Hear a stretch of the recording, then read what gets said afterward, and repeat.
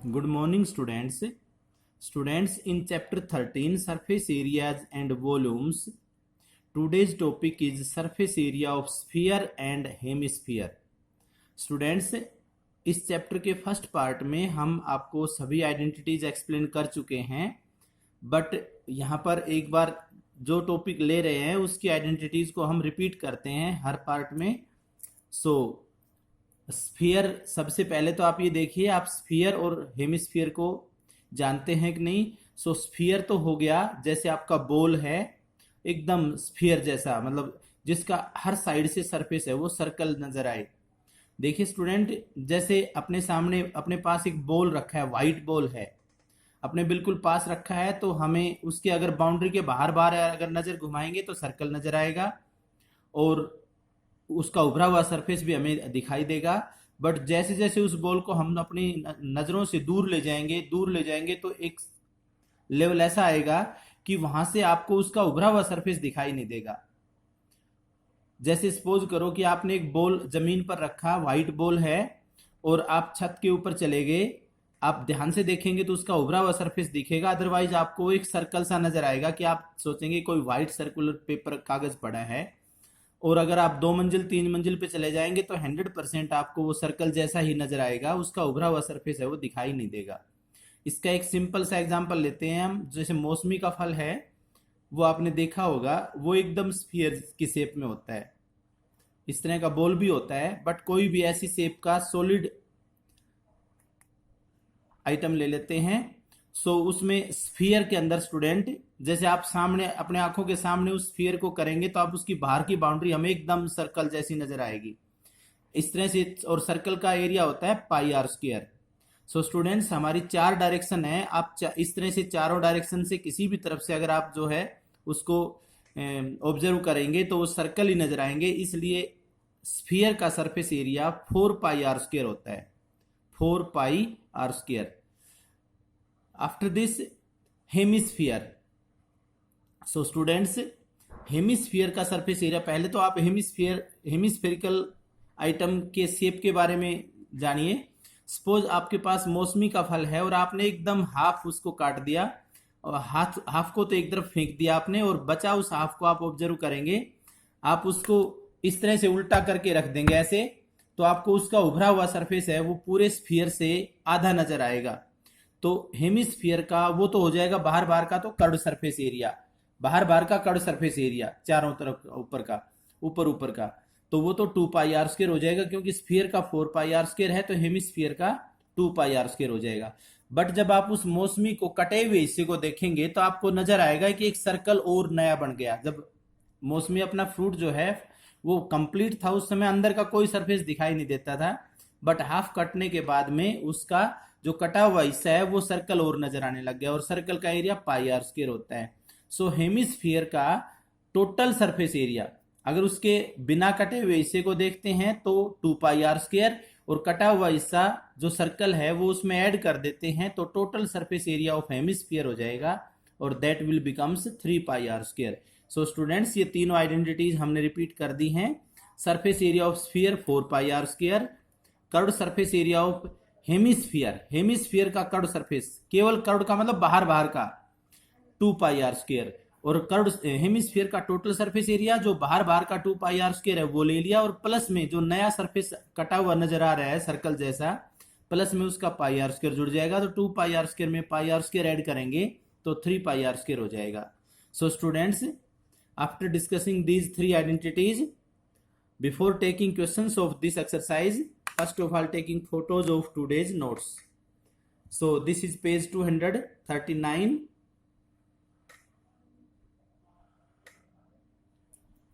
page 239, this is page 240,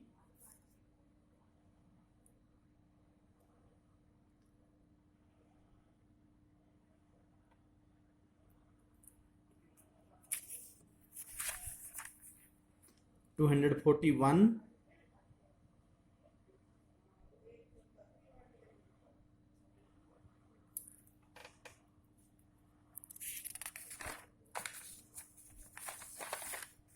(242),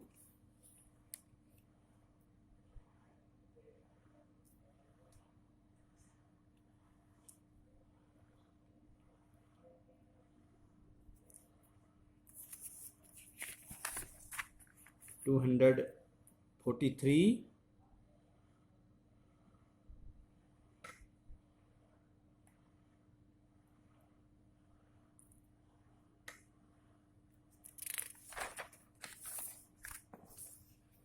244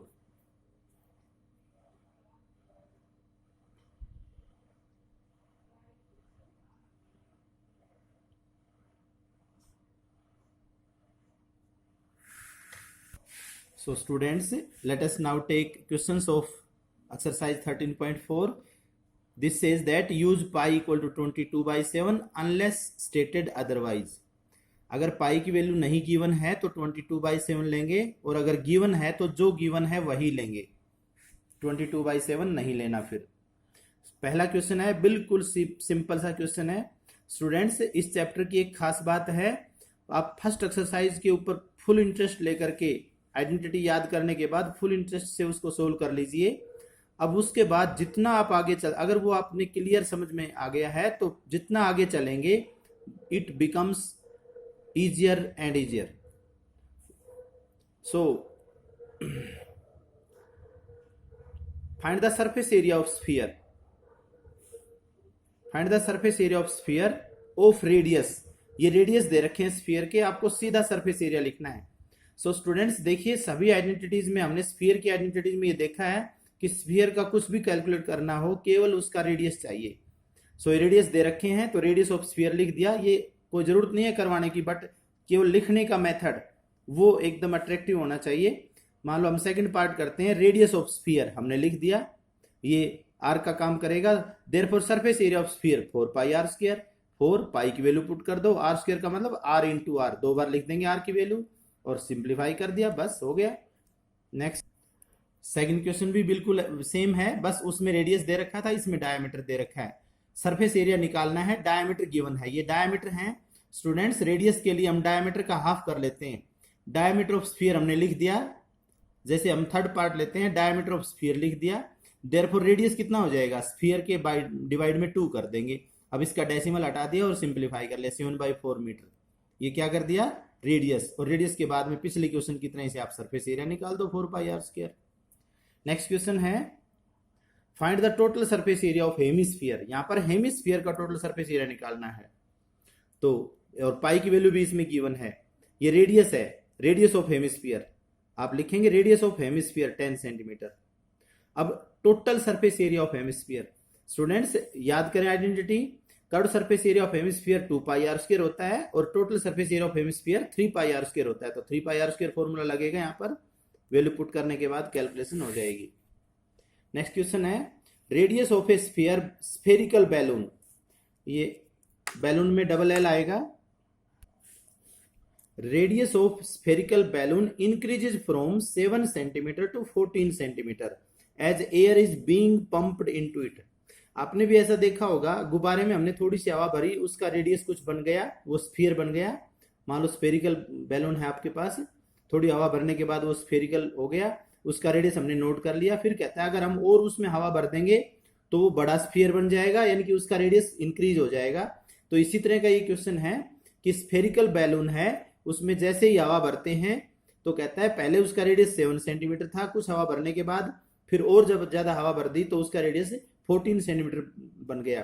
तो 7 centimetre जब radius था तो उसका जो स्फीयर है उसका सरफेस एरिया, फिर कहता है 14 सेंटीमीटर जब रेडियस हो गया तो उसका सरफेस एरिया, इनका रेशियो निकालना है। Find the ratio of surface area of the balloon in the 2 cases. तो दोनों केसेस का रेडियस दे रखा है, दोनों का सरफेस एरिया निकाल के उसका रेशियो निकाल देंगे। सो स्टूडेंट्स फर्स्ट केस में हम रेडियस ऑफ स्फेरिकल बैलून, देखिए छोटे रेडियस, जब एक दो रेडियस दे रखे हैं तो छोटे बैलून का रेडियस छोटा r मान लेंगे, और जो बड़ा स्फीयर बन जाएगा उसका रेडियस बड़ा r मान लेंगे। तो छोटे स्फेरिकल बैलून का रेडियस छोटा r मान लिया, इसका सरफेस एरिया 4πr² हमने निकाल लिया। कैलकुलेशन करने की जरूरत नहीं है क्योंकि दोनों का रेशियो निकालना है तो कॉमन चीज कट जाती है, तो बस ऐसे ही लिख दो सेंटीमीटर स्क्वायर। फिर सेकंड केस में रेडियस ऑफ स्फेरिकल बैलून बड़ा आर 14 हो गया, इसका सरफेस एरिया 4πr²। फॉर्मूले में ध्यान रखें, छोटे आर वाले में छोटा आर लेंगे, बड़े आर वाले में बड़ा आर लेंगे फॉर्मूले में। इसमें भी वैल्यू पुट कर दी, सेंटीमीटर स्क्वायर लगा दिया, कुछ नहीं काटा हमने। अब इनका रेशियो निकालना है, रेशियो ऑफ सरफेस एरिया। तो पहले छोटे का जिक्र है तो ऊपर लेंगे, फिर बाद में जिसका जिक्र है वो नीचे लेंगे, और कॉमन चीजें हमने काट दी, 1/4 आ गया, दैट इज 1/4।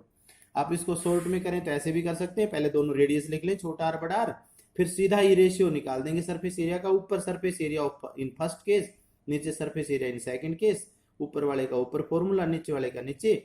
छोटा आर बड़ा आर का ध्यान रखना है, 4 पाई से 4 पाई कैंसिल हो गया, छोटा आर बड़ा आर की वैल्यू रख के हम सिंप्लीफाई कर लेंगे, वैसे ही हो गया ये भी।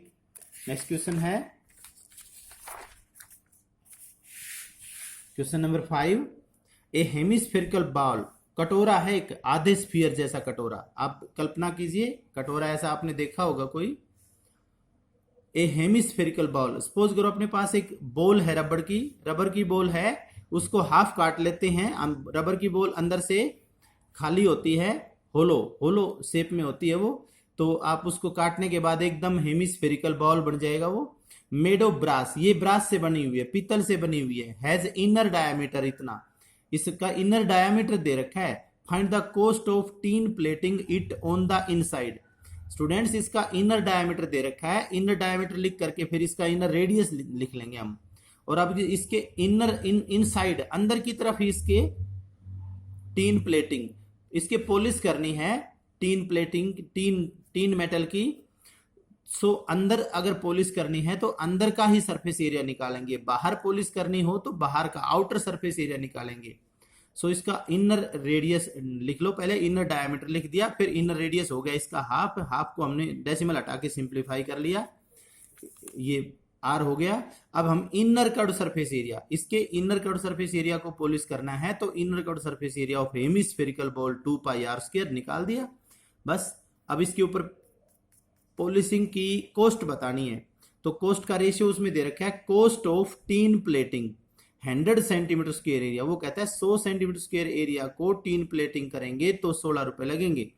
तो cost of tin plating 100 centimetre square area ₹16, 1 का कितना होगा कम और इसका कितना ये ज्यादा, और इस तरह से इसका कॉस्ट आ जाएगा। 6th क्वेश्चन है find the radius of sphere whose surface area is इतना। स्टूडेंट्स पहले क्वेश्चन में रेडियस दे रखा था और सरफेस एरिया निकालना था, ये उससे एकदम उल्टा है। इसमें सरफेस एरिया दे रखा है, रेडियस निकालना है, एकदम उससे उल्टा सवाल है। तो समझो वही चीजें उल्टी आ जाएंगी। इसने जो गिवन है वो लिखेंगे, सरफेस एरिया लिख दिया। अब जब सरफेस एरिया लिख दिया तो सरफेस एरिया के नीचे इसका सरफेस एरिया का फॉर्मूला लगा दो, 4 पाई आर स्क्वायर, और वैल्यू के नीचे वो वैल्यू दोबारा लिख दो। यूनिट साथ आएगी, जब तक इधर वैल्यू पुट नहीं करेंगे तब तक ये 154 के साथ यूनिट रहेगी। 4 pi r square equal to 154 centimetre square. 4 pi की वैल्यू 22/7 रख देंगे, आर का पता नहीं है, आर को आर ही रहने देंगे, और इसको सिंप्लीफाई करेंगे। देखो सिंप्लीफाई करेंगे इसको, ये सब उठा के इधर ले आया, आर स्क्वायर आ गया 49/4। जब ये आर का स्क्वायर है तो आर कैसे आएगा, इसका स्क्वायर रूट, तो ऊपर वाले 49 का स्क्वायर रूट 7 आ गया, 4 का स्क्वायर रूट 2 आ गया। 7/2 भी छोड़ सकते हैं और पॉइंट में भी निकाल सकते हैं। इसको वर्ड्स में एक्सप्लेन कर दो, therefore radius of sphere. Next question है diameter of the moon is approximately 1/4 of the diameter of the earth. कहता है मून का डायमीटर है अर्थ के डायमीटर का 1/4 भाग है। Find the ratio of their surface area. बहुत इजी है और बहुत इंपॉर्टेंट क्वेश्चन है ये, इजी भी है और इंपॉर्टेंट भी है। स्टूडेंट्स इसने पहले मून का जिक्र किया है। दूसरी बात, ये मून का डायमीटर इसने रिलेशन दे दिया कि डायमीटर ऑफ मून कितना है, is approximate 1/4 of the diameter of earth. Moon का डायमीटर अर्थ से 1/4 है, तो मून का तो हम एक अर्थ वाले का 1/4 कर लेंगे, बट अर्थ का नहीं पता, हम अर्थ का डायमीटर मानेंगे।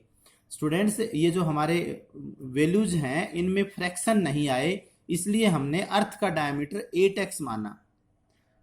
अर्थ का डायमीटर कितना माना, 8x, क्योंकि जब हम मून का डायमीटर लिखेंगे तो इसको 4 से डिवाइड करना पड़ेगा, 2x। अब ये डायमीटर है, रेडियस इनके आधे होंगे, तो जब मून का डायमीटर जो 2x है उसका जब रेडियस लिखेंगे तो 2 से डिवाइड करेंगे तो x आ जाएगा। इसलिए हमने यहां पर इन वैल्यूज रेडियस के अंदर फ्रैक्शन नहीं आया, इसलिए हमने 8x ले लिया। अगर इससे कम लेते हैं, बाकी आप कुछ भी ले सकते हैं डायमीटर, और बस ये या फिर 8 और 2 नहीं लेंगे तो फ्रैक्शन आ जाएंगे।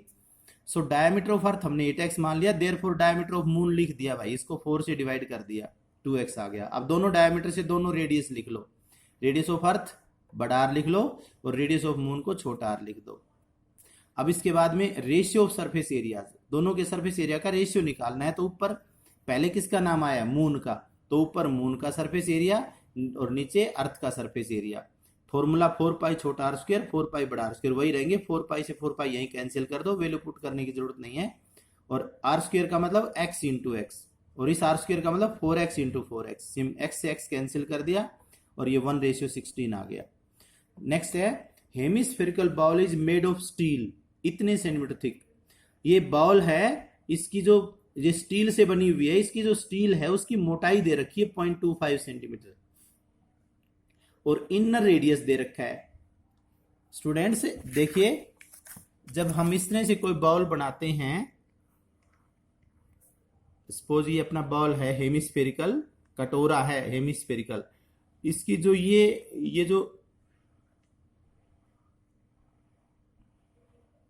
ये जो मेटल है, ये मेटल का सरफेस है ये, तो ये कहता है कि इसका यहां से अंदर का रेडियस दे रखा है, ये कहता है कि इसकी जो ये मेटल है ना, ये मेटल इसकी मोटाई दे रखी है 0.25 और अंदर का रेडियस दे रखा है 5 सेंटीमीटर और कहता है बाहर का सरफेस एरिया निकालो। जब बाहर का सरफेस एरिया निकालेंगे तो आउटर रेडियस यूज करेंगे, अंदर का सरफेस एरिया निकालेंगे तो इनर रेडियस यूज करेंगे। सो स्टूडेंट्स, इस क्वेश्चन में हेमिस्फेरिकल बाउल, ये उसकी स्टील की मोटाई दे रखी है, तो इनर रेडियस में, और इनर रेडियस दे रखा है 5 और निकालना है आउटर कर्व सरफेस। तो इनर रेडियस में आप ये स्टील की मोटाई जोड़ देंगे, थिकनेस ऑफ स्टील, तो वो आउटर रेडियस हो जाएगा और उसके बाद में आउटर कर्व सरफेस एरिया निकाल देंगे। देखिए,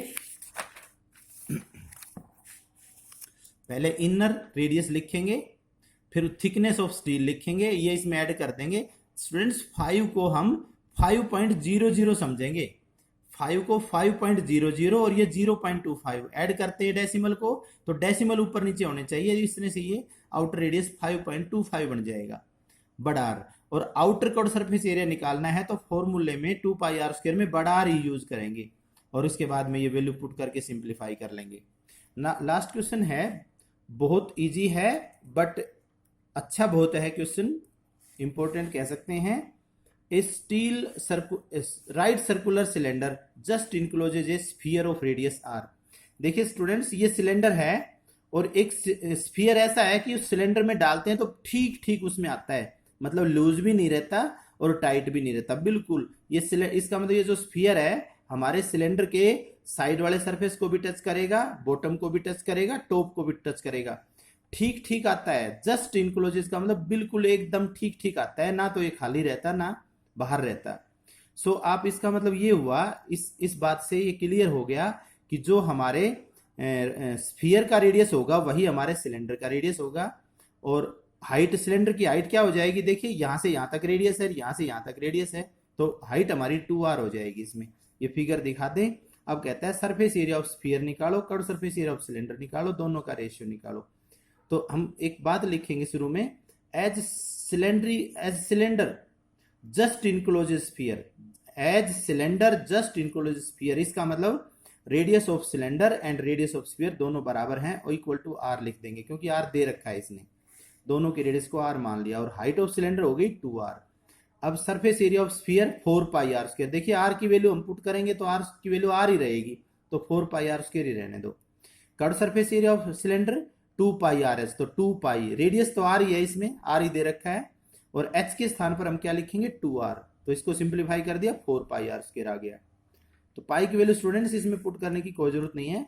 अब आता है रेशियो ऑफ एरिया, इन दोनों के एरिया का रेशियो, तो ऊपर किसका रेशियो, किसका एरिया, स्फीयर का, नीचे सिलेंडर का, और दोनों का वैल्यू पुट करके इसको सिंप्लीफाई कर दिया, 1:1 आ गया। सो स्टूडेंट्स, ये एक्सरसाइज कंप्लीट हो गई है, इसको आप फेयर नोटबुक में कंप्लीट करेंगे और इसका बेस्ट प्रैक्टिस भी करेंगे। Okay, thank you.